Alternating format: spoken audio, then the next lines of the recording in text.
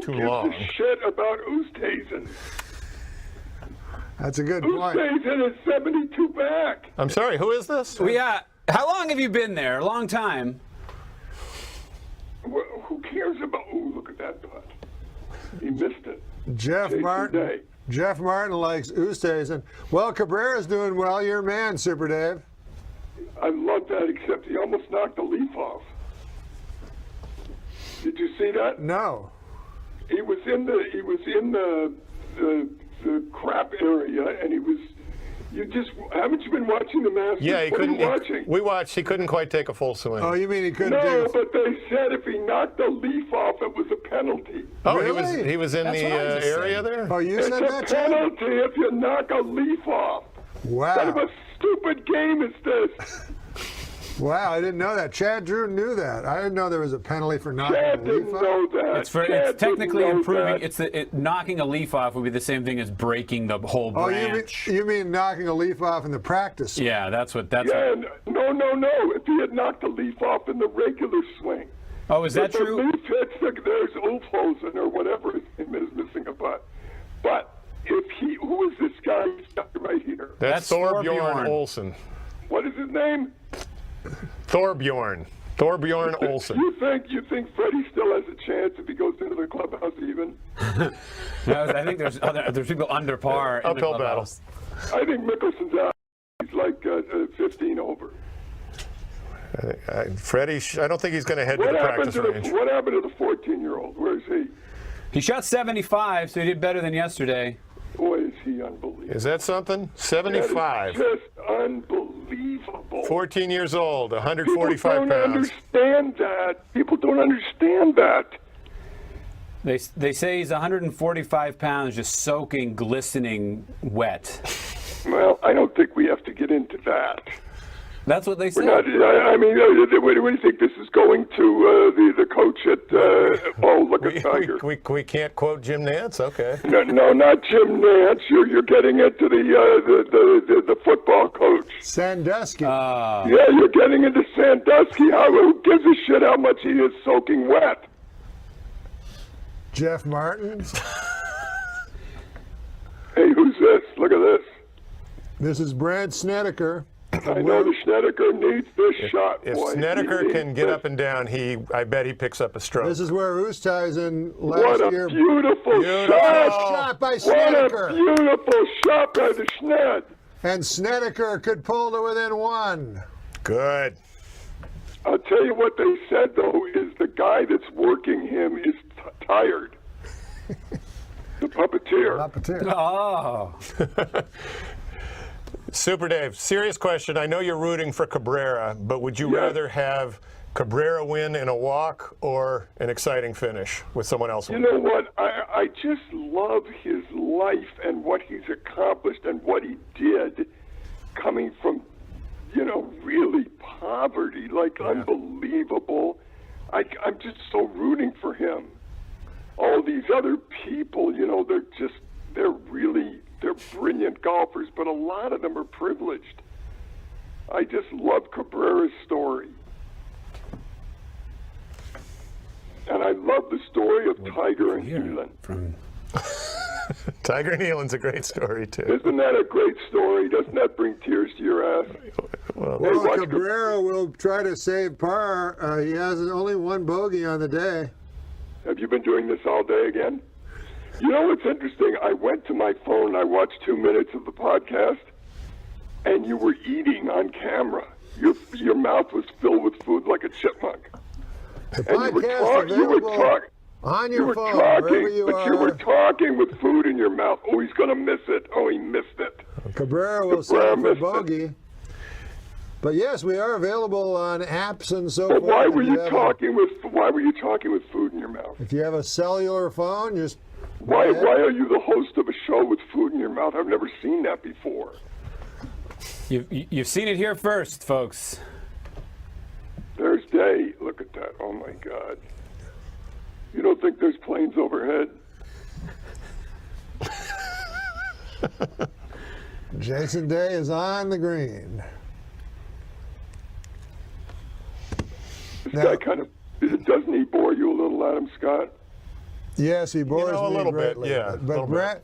Brant Snedeker has never looked afraid. I mean, this final Adam pairing, Scott. this final pairing has shown no nerves That at was all. an exciting shot from my a boring man, though. If he makes that, that'll be nice. Norm, Yes. why are you speaking in that kind of tone, like an announcer? I'm not speaking like, well, I am an No, you are, but you're talking like you're speaking over the crowd. There's no crowd. Okay, come on now. Oh, Snedeker! Schnedelman missed it! The Schnedel missed it! Snedeker, He had a best chance. player on tour. He had a chance and he missed it. Oh my goodness! Oh. Is he? And he's two back. A golden opportunity to pick up a stroke. He could have picked up a stroke and he missed it. Or is he three back? Two, because Two Cabrera bogeyed as This well. guy could win it. Bo Van Pelt. This is hard to He's believe. only two. He's only two over. I think he'll hit a good shot. No. Not bad. Look, he's happy. Does Super Dave want to hear a golf joke? Super Dave, Chad Drew has a golf joke for you. It's great. Your phone's starting to break up again.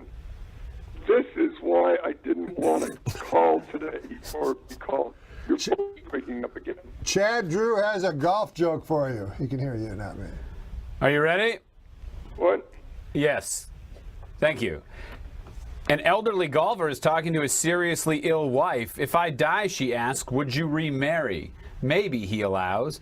Would you golf with her? She continues. I might, he says. What about my golf clubs? She persists. Would you let her use them? The man thinks for a moment, then says, there'd be no point. She's left-handed. He already has a wife. Guy meets a woman on the golf course, and they start playing, and he can't believe it. She gets the out of the ball. She plays fast. They go home after the round. She cooks them the best dinner they've ever had, and then he wants to kiss her. She says, "No, not so fast. I'm not jumping in bed with this." So this goes on and on. 2 weeks they play golf every day. All of a sudden, one night after dinner, he says, "Look, we're either going to take this another step or I'm through." She says, "All right," and he kisses her. He said, "My God, you kiss beautifully too. Let's go to bed." She says, "There's something I have to tell you." He said, "What?" She says, "I'm a man." He said, "And you played from the fucking red tees?"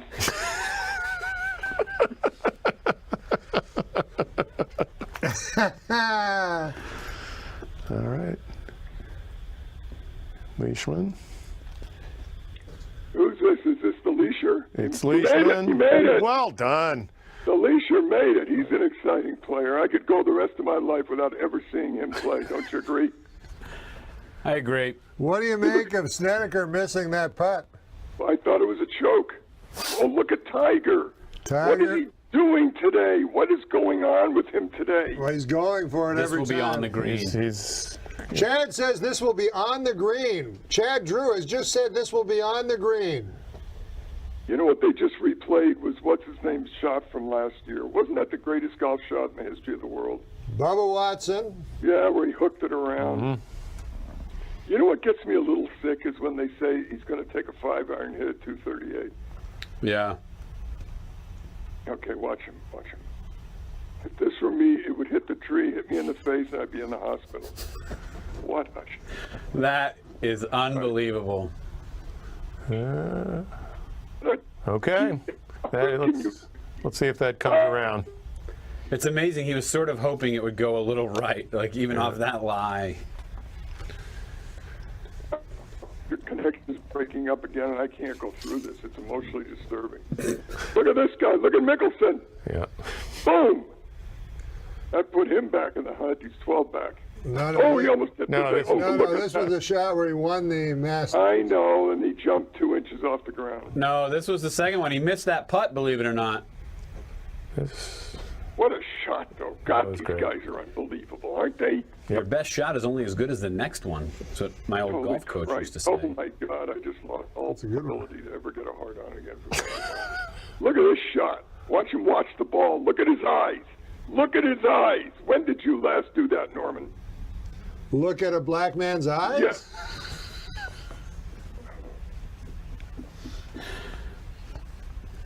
Beautiful, beautiful. You know what? You know, that was so weak. That was just so weak, wasn't it? When you go home tonight and think about that tonight, aren't you going to say, Jesus Christ, that was weak? All right, Jason Day for a birdie, and he missed it to the right. Jason Day has spent most of his time kneeling down with his hand to his face. I hope we have interceptors ready. That's all I can tell you. Adam Scott still trying to get involved here. Nice putt, Adam. The hole's to the left, ding ball. Jesus Christ. Wouldn't it be great if he pulled that glove out and it was a long white glove like Michael Jackson? Here's the Schned man after missing that putt. Long par 4. Snedeker has... Why are you talking in that tone still? There's no crowd. There's no noise behind you. There's no one listening. Why don't you go back into your own voice? Like when you said to me, am I looking in the eyes of a black man? Watch the Schned miss this putt again. Right to the right, you choke. A little decel. Unacceptable. Unacceptable totally. Watch my man. Watch the Cabrera here. Here's Cabrera. He'll go in the woods, I believe, on this one. I don't think so. You want to know why he plays so great? Because when he was a kid, and even as a man, he was chased on the golf course by the police. So he had to hit and run. That's why he plays so quick and so beautifully. He was being chased by the police. Wait a minute. Look at Sergio. He's still in it. That's unbelievable. Looks How like did he Danny come back? Terrio. How did he come back? He's going to... Wow. He's going to... Someone's going to hole that out in the final groups. I'm telling you. What hole is this? That's 15. That's 15. So he's going to get to 4 under with 3 to go. There's Mark Leishman. He's got a pitching wedge. Okay, yeah. 700 yards.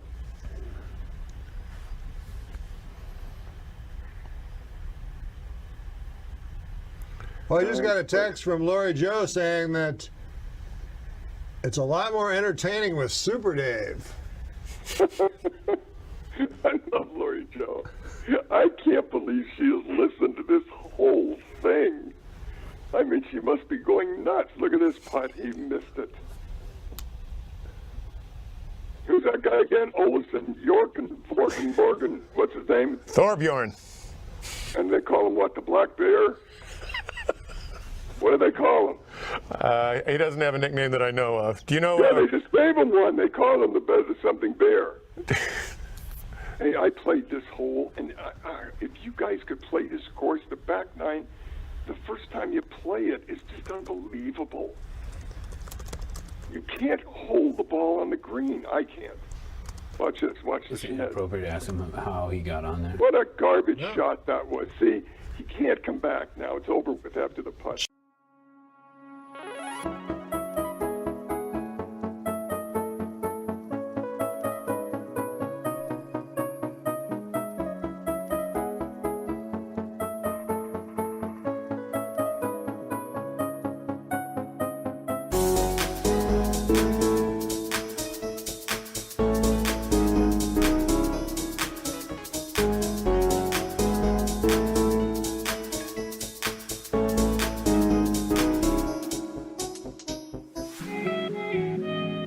Dad wonders how you get to play Augusta. Because I knew someone who was a member. I'm afraid Thorbjorn Olsen's nickname is the Great Dane. Yeah, the Great Dane, is that what they call him? Yeah. I thought they I feel called like him a the lot of German people from Shepherd. Denmark get that moniker. Don't they call him the German Shepherd? Watch this. Watch my man. He wants to go left. He wants to go left, so far right, but he's still doing well. He's playing it a little safe right now. How did Sergio Garcia get 4 under? Boy, we're all really blessed that the weather is not showing up. We wouldn't want to see this Monday morning. What? We're glad the weather didn't hold anything up, and we're hoping it stays that way. Why would you be be on the air again Monday? Yes, You would? 5 in the morning. I can't believe it. I don't understand this. You'll have to explain it to me sometime. You know what? I'm just gonna. I'm telling you, I have to do that. I'm gonna sit here and announce a baseball game to myself. It's the same thing. No, it's different. Why? It's golf. Well, we just got a text from Jackson Hoekstra, Lori Joe's nephew. And what did he say? Oh, he said something bad about Jeff Martin. He did? Yes. Don't read that. That's not very nice. No, Don't I'm do not that. going to read it. What did he? Oh, look, here he goes. Watch this. Is this? Yeah, that's him. That's Dave. This better be good, or that place will be strafed in a minute. Strafe. Uh-oh, look out. Look out for the planes. That's all I can tell you. I hate the way that guy putts, this Adam Scott, with a 34-inch putter. He missed it. Are we syncing up today as far as the picture? We are on the Video Podcast Network. God damn it. I swear to God. Look at Sergio for birdie. He could be 5 under. What if he won this? He missed it. Sergio led after day 1 with 6 under. Yeah, but he faded like he always does. He shot 66 in the first round and 76 in the second round. That's right. That's an average of what? 72. That's an average of 72. Here's Leisher. It's an average of 71. Look, he's short. He's short. Boy, no one is taking control right now. You know that? Here's Tiger for birdie. He could be 4 under. This is important. He's got to make this, or Elon will pay. It's good. All right, now he's back in. Tiger to 4 under. Don't count him out. Are He you has that far? 5 to Are you play. that far? Are you that far behind me? Now, Sid Youngers called in earlier and said the winning score would be 9 under. He seems to be in the ballpark, but Who's Sid Younger? what could I mean, if you're hoping for Tiger Woods, Why are you talking at that range still? Why are you? no, why I'm are saying you, well, so you're going to No, hear but me. you're at a very high-pitched announcers yell over the crowd. There's no one there. What wins There's this? 2 guys in the booth with you, and there's no one there. What wins this? Is I don't know. Cabrera? Watch the Schnetty. Look at the Schnetty. He needs a birdie here, and he's so Oh far my down. goodness! dear. Snedeker, Oh, the wheels are falling off the Schnetter best puppet. putter on tour. Not anymore. And you just saw him mouth wow. If you can lip read, he just said wow. He did? Yeah. I didn't know you were allowed to cuss. Isn't that a stroke? Well, what's his name say yesterday? Drops. You have to disqualify yourself. Like Snickers or No. Kuchar. What did Kuchar say? What did Kuchar say? He said, "Oh, you stinker." Oh, stinker. He said stinker. Yeah, well, he had a bad shot. He hit a bad shot. He called it a stinker. No, like he was Yeah. talking to himself, I think. He said, "Oh, you stinker." These guys are such gentlemen. It's insane. Isn't it? Well, I mean, Tiger can use coarse language, He said the F word before. huh? Watch Angel make this Coarse putt. language. Yeah. Who? Watch Angel make this putt. Look at this. Oh Yeah. my God! He there's- left himself a long one. They're not The seeing gates this. are opening. The gates are opening. Chad Drew said there should be no coarse language on the course. If you swear in a leaf drops, you have to disqualify yourself.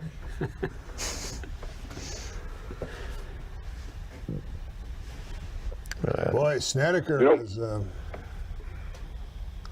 going to need all You know his what? putting ability for this one. Yeah, but you know what? That's not a gimme for Cabrera either.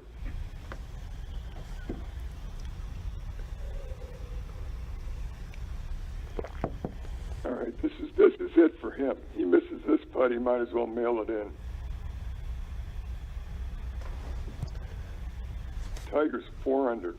That's what I'm saying, Super Dave. I'm saying if Tiger's 4 under, and if Cabrera misses the putt, he's 7 under. Is Tiger still in? I swear to God, this is such a flex. Yeah. Tiger could certainly. 3-putt. Okay, now Cabrera's got to sink this. Look at the Schned go down. Now, would you like Cabrera to miss this so Tiger is 3? No. I want Cabrera to still stay in the lead. So he'd still be in the lead, but you're. No. I don't want him to go back. Oh my God. So you've given up on Tiger. Look at Jason Day. Look at this shot. I think he's still in. He's still in it. Wow, did he? Holy moly! Wow, what a shot by Jason Did he Day. hit that beautifully? Did he hit it beautifully right into the And he fan? doesn't get rewarded. What a beautiful shot. Though. That's unlucky and could find Ray's Creek. I don't know if it's unlucky. What if he flown past there? You're saying his Come next on, shot? make Next this, shot. make this. You know, we haven't heard much about Ray's Creek. No. Well, we can't hear the He telecast. made it. Wow. But it hasn't come into play. I don't think. Cabrera holds on. Have we seen anybody hit it in? Still 8 short under. on 13? I don't think. I have not. I think we did yesterday. Someone rolled one in. You're right, though. Maybe Look, Friday. Cabrera 1 under for the day. None of the other players. Poor Snedeker. He's got to be kicking. Day himself. is 1 under on the day. Scott's even. Leishman is 1 What's under tough on the day. is the Schneider is playing with Cabrera, and Cabrera is just so solid. He's so solid, and the Schneider is now missing putts. What do you do during commercials? What do you do? Look at this guy with a nice thing and a birthday cake.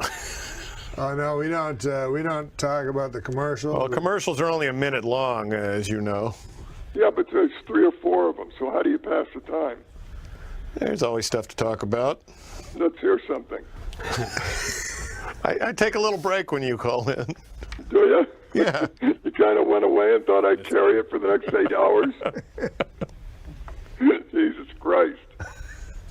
This is the most fucked up group of people I've ever been with because you don't really have a rhythm going. Norm is speaking at a high level softly. I don't understand. It's like a yelling golf announcer is what he's doing. He's way up there in the pitch, and you guys are taking a break. That's what we should do during the commercials. The critique. Of the group. Yeah. Well, the only thing I really like is seeing Norm eat during the podcast. I've never seen that from a host. His cheeks were full like a chipmunk. I don't know what the fuck he was eating, but he would eat, and he was talking and eating, and didn't even care about it. Well, I like to, the golfers always eat a banana. I know, but you're not golfing. You're not moving. You're sitting on your ass for 8 hours. You don't need a banana. What, do you need potassium? Well, the interesting thing about much fell out. Are you okay? I'm all right. Watch don't this think shot Cabrera's from approached Cabrera. as Watch well. this shot from Cabrera. Angel Cabrera safely on. Magnificent. He's playing smart and safe. He's playing as safe as a player can do to Did you lose see a him? tournament. Did you see him look left there to see if the police were there? He can't get that out of his system. No, you're right. He was in the woods on 8. He was in the woods on 10. Both times he just took his medicine, played it safe. Yeah. I know. Make it and worse. Brilliant shots. Now watch the Schned, man. He could go into Ray's Creek. Well, Snedeker is going to go for the pin. No, he's not. Well, we'll see. If he goes for the pin, it could be all over. Look at his caddy. When did he get out of jail? When do you get? Jesus Out of Christ. Spectacled guy? No, he's got beard and fucking, I mean, he's just in prison or something. He's got a lot of. Look This at looks that. like a very Look good at shot by That's an Day. amazing Look at shot. that He's sand already hauled shot. one out of a bunker today for eating. Oh, That's my right. God, is that beautiful. Halt You know the who he has plane. to thank for Stop that? the Mother strafing. Nature. He With just the called a rubber. halt to the strafing. Did you say that? Did you see what he did? Yep. You see that signal? No more strafing for a minute, he said. How about that play? watch Chad the Drew Schned. has just told us that the rain is coming into play now and holding that ball. All right, watch the Schned. It's a good shot. It's off to the left, though, it looks like. They're going right at the pin. Oh, my God, right at one up. Norm has an uncanny ability to. What a beautiful shot. Did you hear what Jeff Martin just said? Yeah, I ignored it. What about his caddy, that Schned man? That guy's either mentally ill or he's a prisoner. I think he might have snuck him out. Well, he has a lot of sweat, it looks like, on his hat band. Yeah, and he stopped his beard a little below the ears. Look at the Tiger. It's 400. I want him to get 5 right now. Can Tiger Woods put some pressure on him? Staring it down. No, terrible. Oh, that mound. Oh, it's gone out on the ground. Terrible. We were talking about that an hour ago. Now, Super Dave, having played that, do you think number 14 is one of the most difficult greens on the course? That's a yes. Listen. He's so annoying. Adam We Scott. couldn't hear what you said. It was something. I know, and I couldn't complimentary. hear what you said.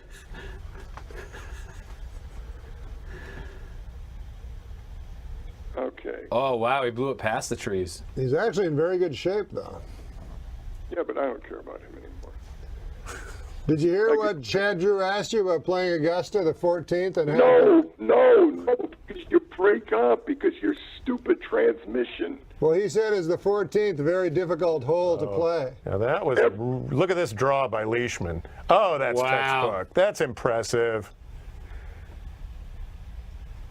Isn't that beautiful with all the colors of the flowers Yeah, and everything? it's really there? nice. Did you see the guy from Augusta with the green jacket? Welcome everybody, the president. Wouldn't it be great if he had a KKK hood on instead of the green jacket? And they just let him do that. Welcome everybody to Augusta.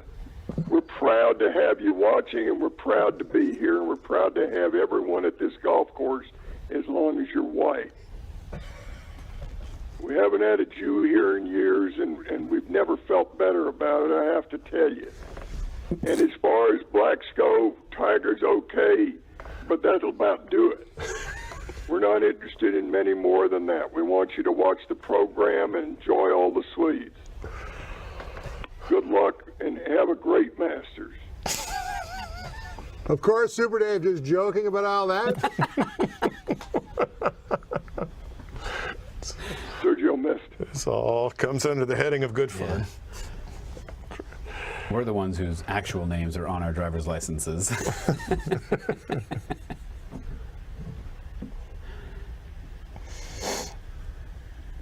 Who is this guy playing with Sergio? That's Mark Oh, that's the Leishman. guy. No, it isn't. Is it That's Bo the Van guy Pelt? that made the hole in one or whatever he made. That's Bo Van Pelt. Bo Van Pelt, yeah. Okay, this guy needs a bogey, the Duke of Hazard, whatever his name is. He got it. The Great Dane. Thor, boy, you know what? You ought to pick one name. There's too many names there. Thor, Bjorn, Olsen. The hell is he? And look at his caddy. Here's Angel Cabrera for the long birdie, and this has 3-putt written all over it. Oh my God, it's good. No, it's not. It's short, but it's beautiful. He's playing safe, great golf is what he's doing. He just heard a gunshot. You know what they say about playing safe? What? I don't know. What have they said? It's dangerous. It's You know, dangerous. they have a. I'm not going to bring this subject up, but it's just scary as hell. It's dangerous to play safe. No, it isn't. Not when you're playing the Schned. Snedeker for birdie. He's 5 under? Yeah, he's How far is gotta he make- back? he's made a It couple of looks bogeys. good. He missed it. He missed the he's birdie. not making Schned. Three back. The Schned missed the birdie. What's happening? He bogeyed 10 and Oh, 11. hey, did you see what he said? Shit. Well, there's only 6 holes to go. How far is Cabrera up? By 2 Watch over Tiger. Day, Leishman, Watch and Tiger. Scott. Watch this shot. Look at that. Look at this. Look at that shot. Are you kidding me? Are you kidding me? God Almighty, is he Fantastic. unbelievable? That's the Isn't- 14th green, Super Dave. Is that probably the hardest green on the golf course? Yes. Is he magnificent? Is he magnificent? All right. He's great. Great birdie by Jason Day. Yeah, he's right back in To the pull hunt. within 7 one, under. right? Wow. Yeah, he's right there. Jason He's right Day there. has it to within 1. This guy can play. This is an amazing shot. Yep. Guys, It really put it in the is. water from there. It really is an unbelievable shot. Well, he was helped out by Mother Nature. Right. What? The green's softening up. I'm We're going to take a few looks at this one. Look at this. This goes in. That was not today, by the way. It was earlier today. it's earlier today. Earlier today, today. yes. Where you're- Is he on auto tune? How can you be so misinformed?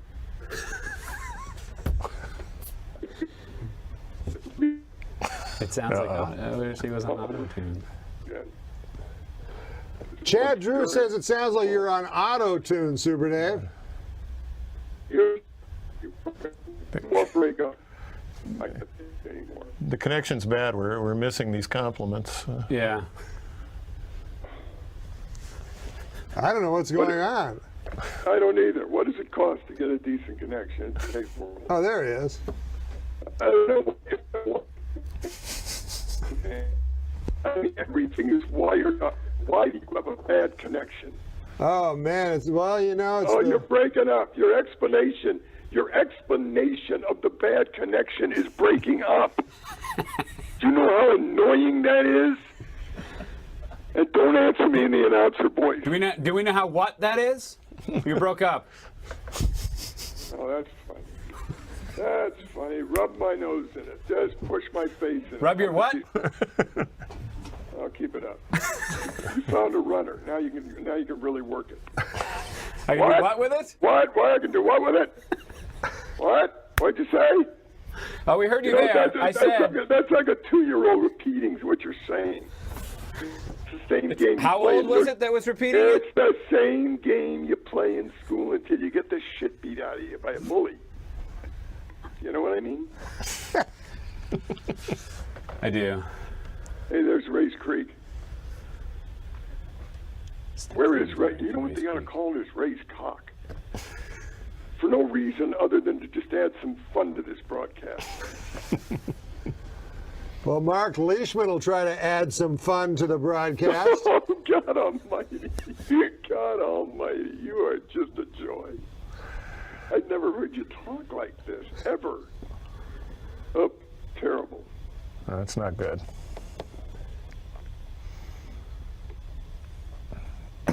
Mark's upset. He's got his boobs going today, but it's in a black shirt. Come on. Oh, Tiger for par.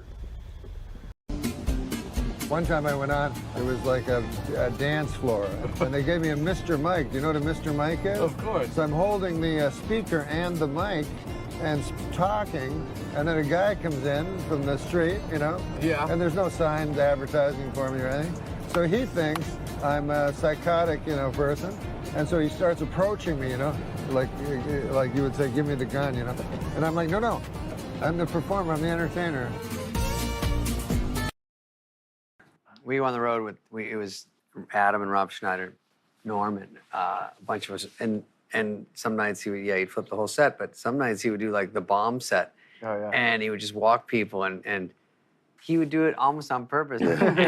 So, you know, some nights he would just say, "This is the set you're getting," and But here's Norm, this goofy Canadian accent, really telling these long, weird bits for 8 shows. And he probably bombed 3 out of 8 shows. Whenever he killed, which was, he would kill, when it was a sophisticated crowd, he would get him and he would kill. He would just go backstage, he'd pull out a deck of cards, and he'd make me and Rich Voss play poker with him. When he bombed, Norm would go to the exit and say goodbye to every single person who left. Just to be weird and make us laugh and be awkward for the people. He would thank everyone for coming after he bombed. It's courtesy of Jim Downey, who did Update with Norm, said, I mean, it's the thing that stuns me is he used to, there's dress for Saturday Night Live, and then there's air. And Norm would do his set for Update in front of the dress crowd. And there'd be certain jokes that got absolutely nothing.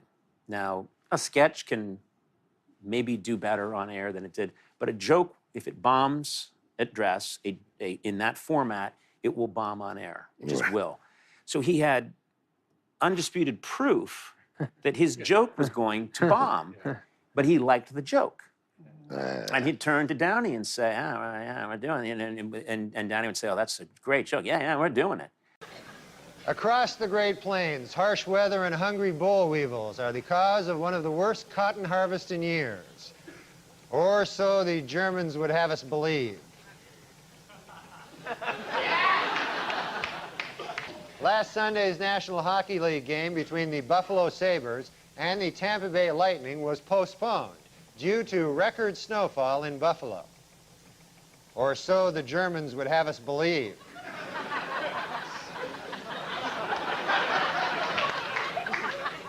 Now, that I like to do well. And if I'm handed absolute proof that I will fail, I will change course. Sure. I will admit it. I'm not that guy. There's something in him that's unbelievably fearless. What you're describing there, when I would watch those segments, they were delightful. There was something more exciting and interesting about the silence and Norm's joy at having landed the dud. And holding a smile. It was thrilling. It was heroic. He was telling us, this is a good joke, and I'm sticking with it. And his eyes would just light up when he was getting nothing. And you got what I'm serving tonight. This is what we're serving at the restaurant, and this is what you're eating, and you're gonna, there you go. Yeah, you know? That's a perfect way to put it. It's like a master chef. What do you know? Fuck your taste buds. The sushi restaurant where they go. Yeah. You don't do California rolls here. Yeah.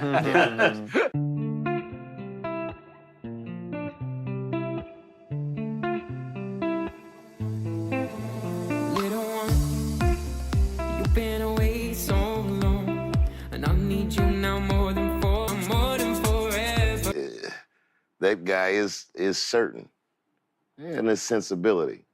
It's fun to watch. You get more than a joke and a laugh. You get that tone. You get that attitude. There is that invisible connection. Yeah, we know what you're up to, Norm, and this is what we love. It's like why rock and roll is cool. The swag of it, like she's just doing it. He's hip, bro. You're great, Did right? Norm ever bring a joke to you or an idea that even you thought maybe went too far? Because he Norm? would really Norm, yeah. Oh, yeah, there's actually because he really would push the envelope, you know. There was with Norm. Even with me, like I'd occasionally, and you guys knew. Yeah, I know. You would tell me in Hollywood Minute, you'd say, "I dare you to do that." And I'm like, I can't. I don't want to. I got scared, but you're like, you're such a pussy. And I'm like, God damn that Hollywood. But when you were dealing with Norm, he would occasionally he would be in his Canadian geezer mode, and you couldn't get him out of it. He would just have to ride it out. You just have to go, okay, he's going to be doing I'm sorry, I don't quite, right. I hear you, but I don't understand you, and that kind of thing. And so you'd have to go, okay, Norm, when you're ready to talk as Norm Macdonald, I'm here, and but anyway, so sometimes he would come in with things where he was clearly joking and I would never take the bait. But one time he had this joke, which there's not a lot of jokes that offend me. They certainly don't offend me in the conventional ways, but they often offend me. It's just, I think they're just terrible jokes. But this one kind of did in a way in that sense. But he had this joke where it was, Woody Allen is dating again. And it was the image of the naked Vietnamese girl running down the road after the napalm attack. That old photo, that famous old photo. And so my only reaction to that was like, Norm, come on, seriously, you can't. What? You can't. What? He goes, no, come on, it's funny. Come on, it's funny. I go, Norm, no, it's not, no. And then to this day, I don't know.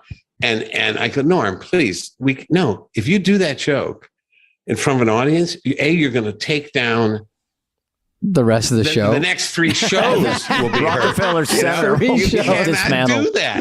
You can't. I mean, it'll take the temperature in the studio down 30 degrees.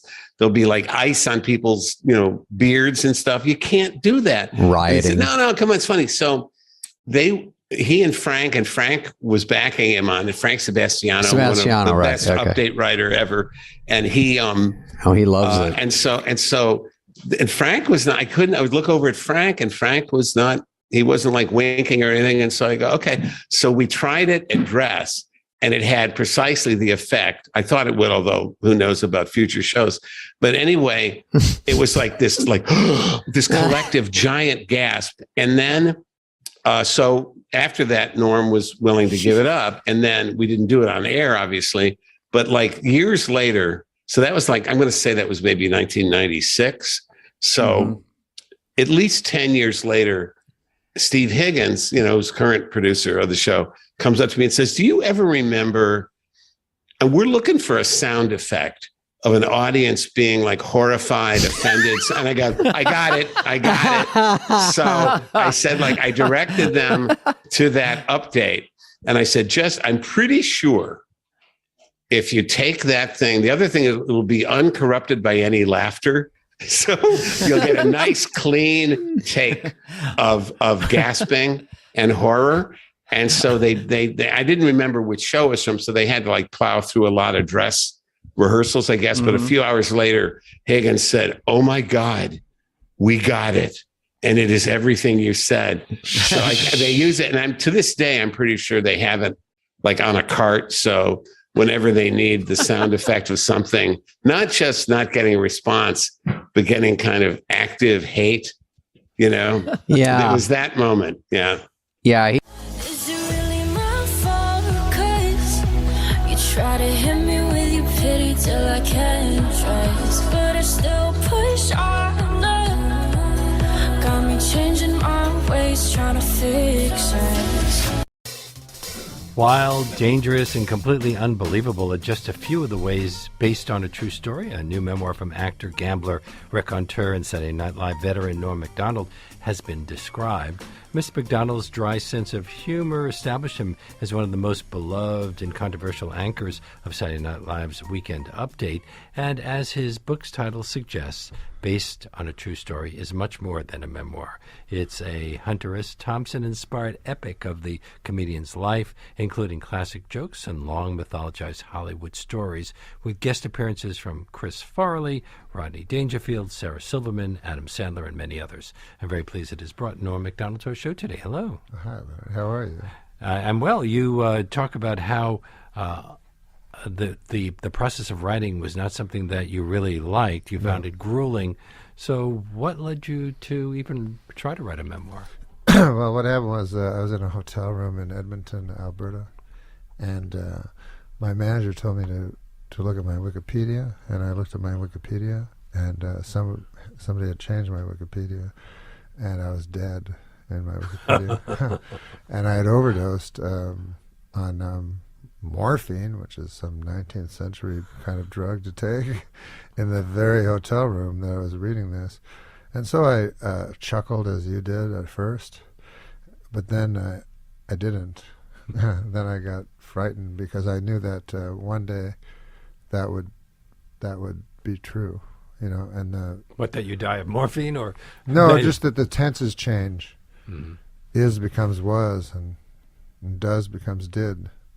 And so I thought, well, one day in the future, when Norm Macdonald was, that will be what's left. There's a page on Wikipedia. So I said, I want to tell my own side of the story, and not just a series of facts, which I suppose is what a person's life is a series of facts. Well, based on a true story, when we see that at the beginning of a movie, we know a lot of license has been taken. Well, yeah. I mean, I think though, if you base something on, it's not really based on a true story. It's based on facts, but it is true. That's how I would say it. How would you describe your writing style here? Are you using the truth as a stepping up point for some rather elaborate storytelling? And how does this kind of writing differ, or is it the same as what you do when you're doing a stand-up? No, it's much different. I'm not an educated person, so I wish I was, because I would have been able to write the book. But I wrote 4 books. 4 attempts at this book. Not 4 drafts, but 4 entirely different books, until I came upon this one that I think works. Well, you told the Washington Post. Maybe doesn't. I don't know. I can't imagine how anyone likes to write a blanking book. I couldn't hate it more. Yeah, I hated every moment of it. Through much I liked writing the end. Those 2 words. Through much of the book, you drink and do a lot of drugs and gamble. And yes. Are those things that you do on I don't do them day-to-day now. life? No, sir. I don't do any of them, but I did do them. Yes, I did do them a great deal. I didn't enter show business until late in life, and before that, I was a sort of a criminal. I had criminal. Yeah, I was a criminal, I suppose. You engage in illegal activities? Yes, sir. I did. Wow. Like what? I would sell drugs. I would break and enter. Anything to... Statute of limitations, anything to survive. I was just trying to survive. I had no money, and I was only 14 or 15 when I left home. So this is in Canada. This is in Canada. So you do what you have to do, and it's not immoral. There's nothing immoral about it. But we would. I remember we would steal electric typewriters. This is how long ago it was. And we would smash the window, and the alarm would go off, and we'd grab electric typewriters. And we used a cab. The cab driver would be involved, and then we would drive to an Indian reservation where the police were not allowed to enter, and that's where we would put all the goods that we had stolen. Would they go to a fence? Yes, exactly. You also mentioned gambling. What does it feel like to lose your net worth, something you say that you've done twice in your life? Yes, it feels very good. It feels good to lose everything? Yeah, you go to the coffee shop and you have a coffee and you feel fresh and you feel like, hey, I'm going to start over. I can do it again. Really? Yeah. I've always wondered about the appeal of gambling. Because the little bit of gambling I've done, okay, sometimes I made a couple of bucks, sometimes I didn't, but it doesn't really, I don't understand the addictive quality.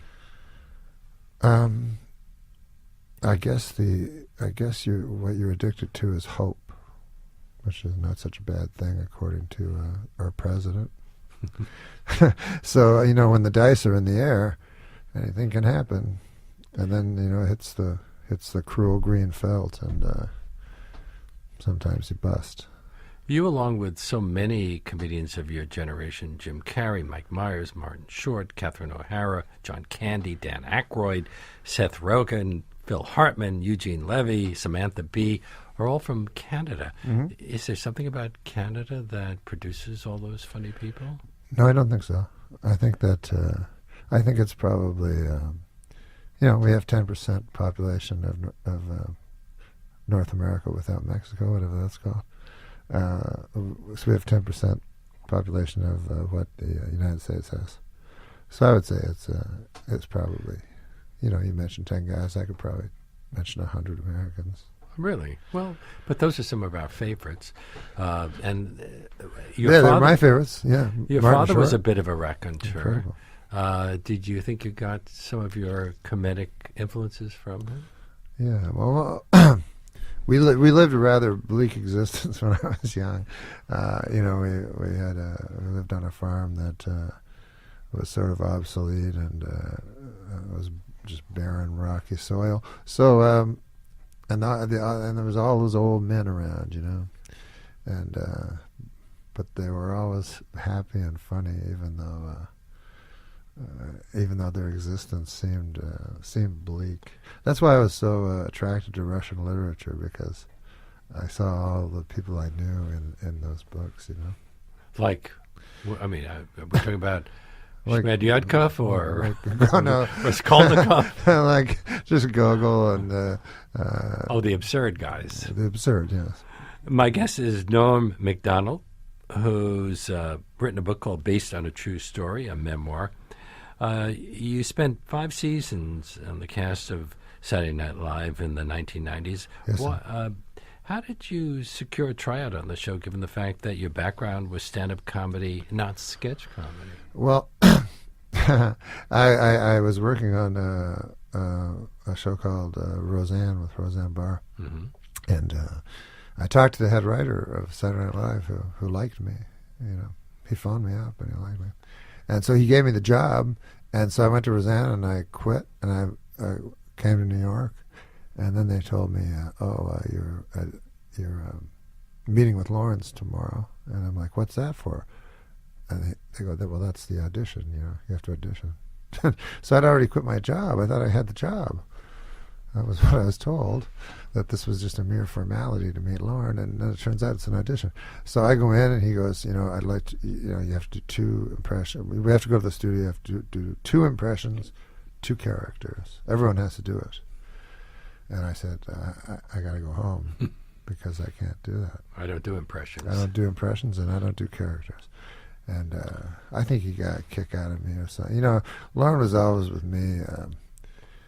He always thought I was just a big moron. Well, he let you do the news. You're best known as the host of Weekend Update, or as you call it, the fake news. Did you do most of the writing for that, or was that something that was I did most, collaborated with but it was collaborative, but I kind of set the tone, you know, and I tried to make the jokes different than other jokes. And we all tried to experiment, you know, there's 3 of us, and we tried to experiment with comedy and the way that you tell a joke. And my idea was to strip bare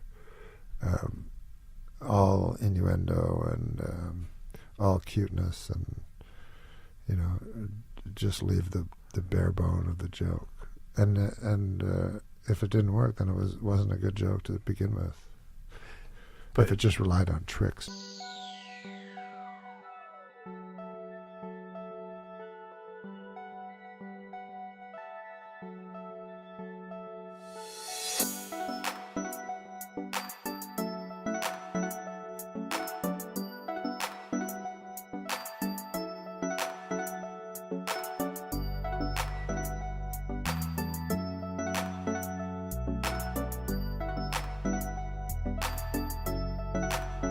Were there certain stories that were off limits? Oh, yes.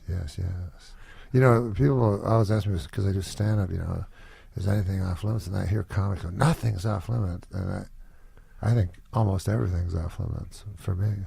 And you learned, of course, that the O.J. story might have been considered off limits.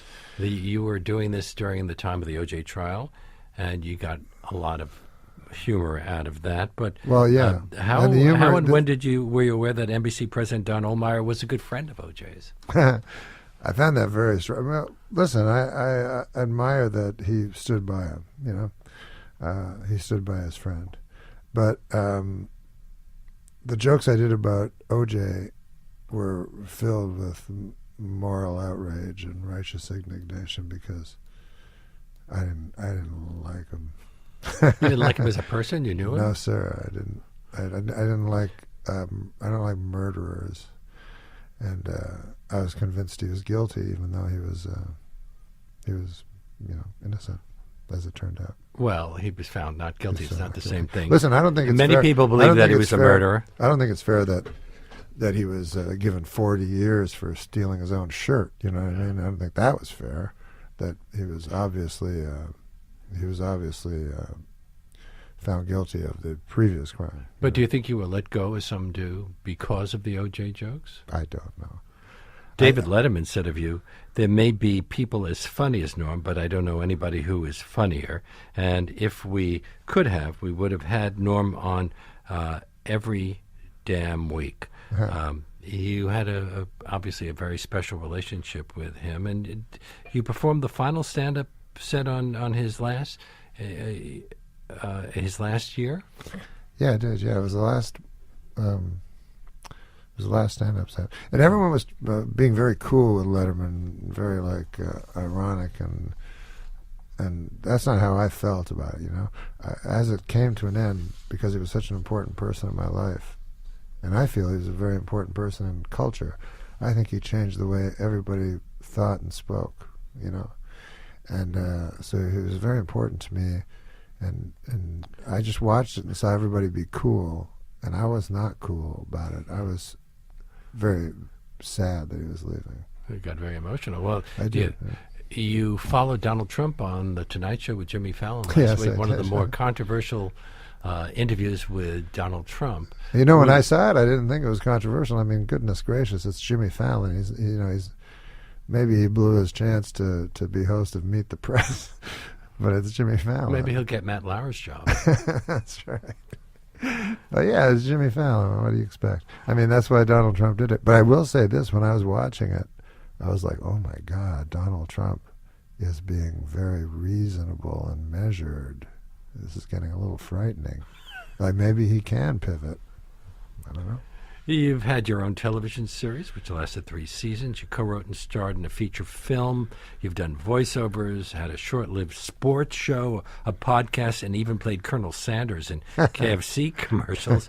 Yet you remain somewhat a cult personality. How does that sit with you? Well, all that stuff is that you mentioned is pretty subpar nonsense. All I really do is stand-up comedy. You know, that's what I'm good at, and everything else came from stand-up comedy just as an accident. But I'm very, very good at stand-up comedy, and the rest is just free money. How much does the act change show by show? My act? Yeah, but for example, Lenny Bruce, it was always different. On the other hand, George Carlin wrote out an act, and he would revise it a bit over the course of a year. But he was very precise, George Carlin. He was word for even the word. uhs and the wells were written in. Yeah, he was amazing. But no, my act's almost always different. I have so much material because I don't do specials. You know, I mean, I'm doing a special in a month. I shouldn't say that, but I don't do as many specials as everybody else. So I would say I have about 10 hours of material, and most people don't. So I just mix it up, you know. Sometimes I will talk to the audience, and whatever they say, I will talk about whatever they say, because I have a material. Improv. I have material on almost. It's not improv, no. It's I have material on nearly every subject. Comedy Central's president, Kent Alterman, described your absence from the airwaves as one of the great injustices of the world. Yeah, but he could give if you only a he show. knew somebody. Has there been talk about Comedy Central? I don't know. I haven't been home since then. I've been on the road. But yeah, I read that. It was funny. Well, considering what you've said about writing this memoir, can I assume that one of the things you won't be doing in the future is writing more books? I'll probably write more books, yeah. You will write more books? I think so, yeah. Yeah, as much as I hate it, I feel compelled to do it. I can't explain it. But once I started writing a book, I knew that's what I should be doing. And I always thought I should be doing stand-up. And once I started writing a book, I realized I should be writing a book. But writing funny in a book is different than writing funny for stand-up, because in stand-up, there's the tone of your voice, there's body language. Yes. Here, you just have to make people laugh because of the words that you've used. It's almost impossible. Like if you go to a library, the last place you want to be is the humor section. You know, good Lord, it's awful. And in the history of America, you know, who has there been? You know, Mark Twain, Will Rogers. What's the other fellow's name? Well, there have been Josh. Can't remember his last name. But this was long ago. But modern, humorists would be like Irma Bombeck and this kind of garbage. Well, there have been some funny ones too, but Who's that? well, we'll talk during the break because I have to announce that you'll be speaking with Vulture editor David Marquez. Is it Marquez? Yes, Tonight at the Union Square Barnes & Noble store at 7 o'clock. The book is based on a true story, a memoir. It is published by Spiegel and Grau.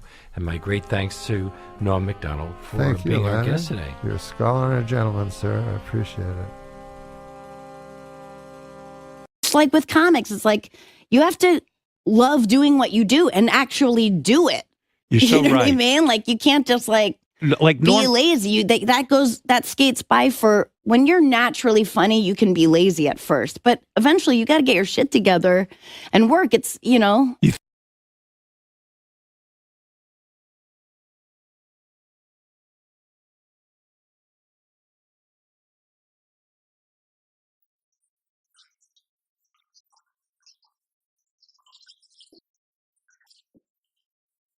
A lot of people don't know that you're on the road like 300-something days a year. You're doing stand-up. I was trying to, B.B. King told me he did 320 days a year.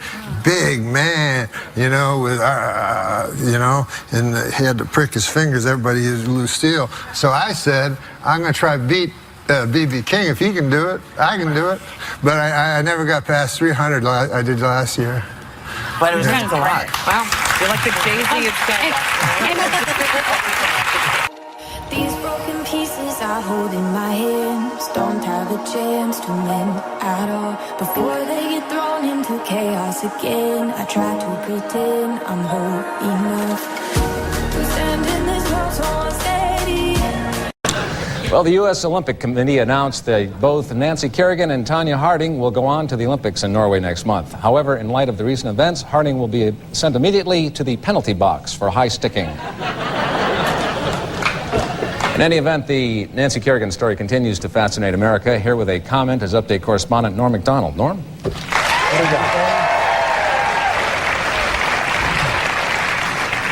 Thank you. Well, like all of you, I was absolutely horrified by the assault on skater Nancy Kerrigan last week. No one could possibly condone the idea of clubbing a young woman on the knee like that. But on the other hand, does anyone really like figure skating? The person or persons responsible for this mindless attack should be prosecuted to the fullest extent of the law. But it does seem like figure skating is on TV way too much. Now, I, for one, am beginning to feel that this brutal assault is more than an isolated incident. Our society is rapidly falling apart, and this attack is just another symptom, like that Brian Boitano guy. I mean, what the hell's the story with him? If he's such a good skater, why didn't he just play hockey?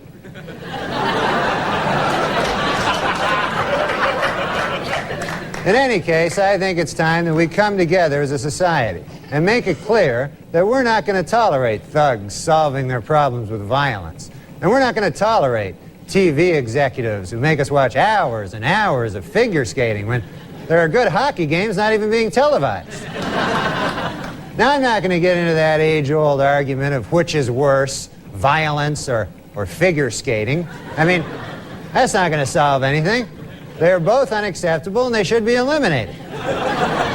And then maybe one day we'll live in a world where we can walk our streets without being terrorized, and we can watch our TVs without seeing that Brian Boitano guy hopping around. Thank you, Kevin. Norm Macdonald, ladies and gentlemen.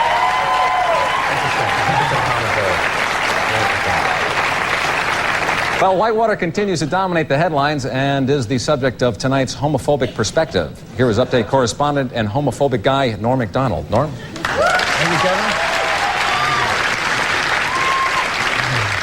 Thank you. First of all, let me say I have nothing against homosexuals. I think homosexuals are no better or worse than any of the rest of us.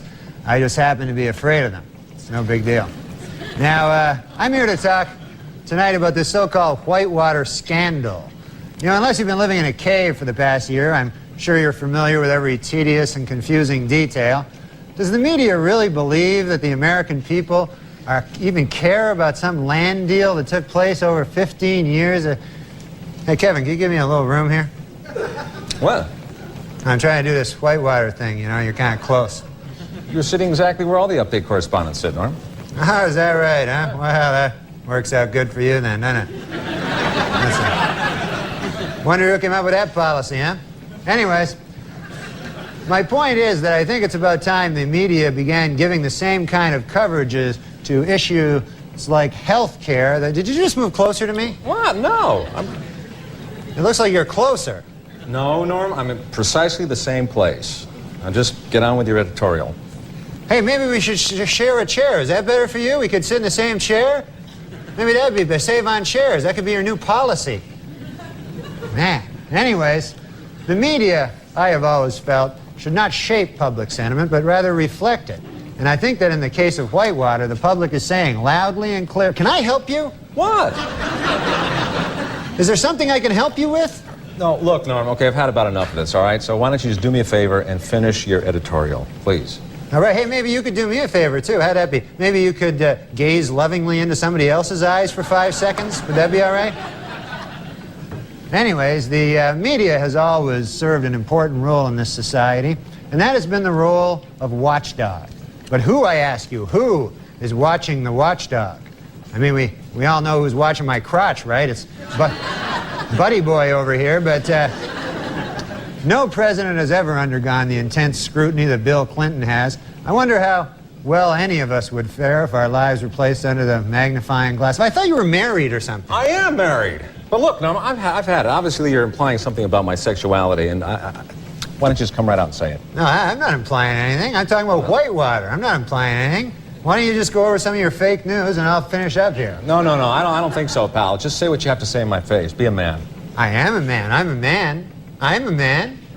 I am a man. I'm just saying that you're kind of that way, right? I mean, there's nothing wrong with it, but you prefer your own gender, that's all. You partake of the love that dare not speak its name, right?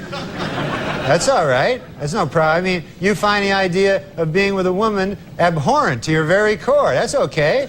You know, you're homosexual, right? You're gay. I mean, you're a gay man, right? No. No. Methinks thou doth protest too much. Look, why don't you just leave? Fine with me. Norm Macdonald, everybody.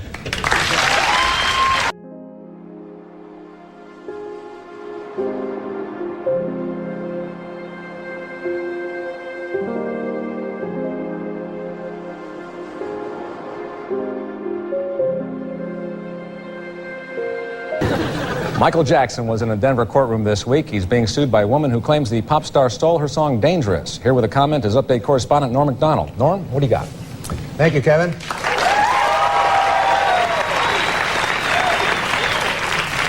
Well, I'm getting sick and tired of people attacking Michael Jackson, impugning his integrity and damaging his reputation. I don't believe a word of it. Now, I'm not saying that Michael Jackson is perfect, far from it. He may well be guilty of methodically seducing a string of young boys. I'll give you that. But Michael Jackson is no plagiarist. It's just not in his character. Now, let's look at the facts. This 40-year-old woman claims that Michael stole her song. Now, ask yourself, where would Michael Jackson come into contact with a 40-year-old woman? He hangs out with young boys. He's a child molester, for God's sakes. It's ridiculous. And I, for one, am getting tired of people dragging his name through the mud. But this woman apparently wants to make a few bucks, and she doesn't care who she hurts in the process. Isn't it odd that she's the only one who's ever accused Michael of song stealing? That we've never heard this accusation from anyone close to Michael? Like his maids and butlers and bodyguards and the children he regularly has sex with? Isn't that a little odd? But I guess the facts don't matter very much in the dirty little game of character assassination. You see, even if Michael is vindicated in court, as I'm sure he will be, he'll always carry this with him. He'll no longer be Michael Jackson, the child-molesting superstar. He'll be Michael Jackson, the song stealer. I feel sorry for Michael. But you know who I feel more sorry for? Is the children. The children around the world who look up to Michael as a role model, who performs original material and sometimes has sex with them. Maybe they are the real victims of this frivolous lawsuit. Thank you, Kevin. Thank you, Norm.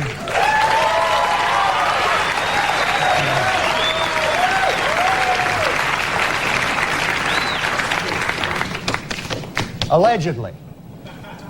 Norm Macdonald, ladies and gentlemen. I think we know the alleged thing.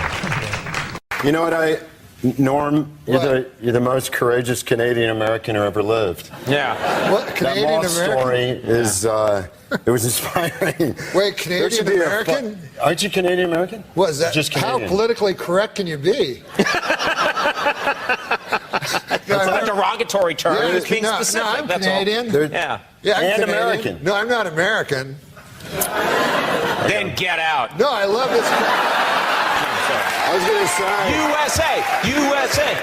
I was going to say, even if you are just Canadian. No, I love this country more than any other country, including Canada, my homeland. It's the courage that was inspiring, though. They should name a fighting battalion in Iraq after you. Yes.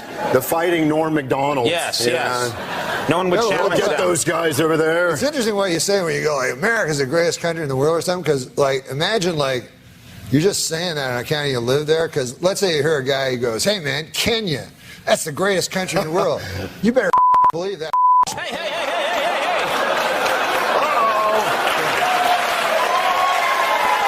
Norm's working blue. This gentleman has a 2,000-acre ranch in Texas. I Thanks do. for coming in. And you've talked with me about this ranch before. Many, many times, but this is a particularly special occasion because I've prepared a little photo journal of the Jake Short Ranch in Bandera County, Texas. That's a windmill. It does not, in fact, pump water, but it's pretty. I think everybody can enjoy, again, sturdy steel structure. That's... You ever tilt at it? What's tilt at the windmill? Yeah, I thought that's what you did to them. Wait, do you know Robert Duvall? I do. Norm, you're killing my flow here. I'm sorry. Straight to the heart. I went a long time acting like I was a broken apart by you.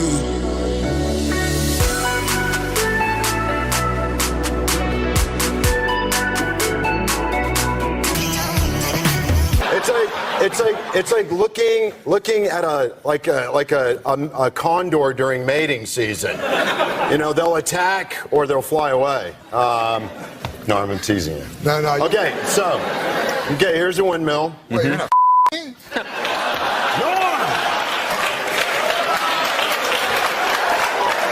You're too often to attack and fly away. I love you. Let's bump the pit bulls. Was Jake Short the character in Open Range? Norm, when's the Prozac going to kick in? I'm sorry. I just like your career. I love you. No, I wasn't in Open Range.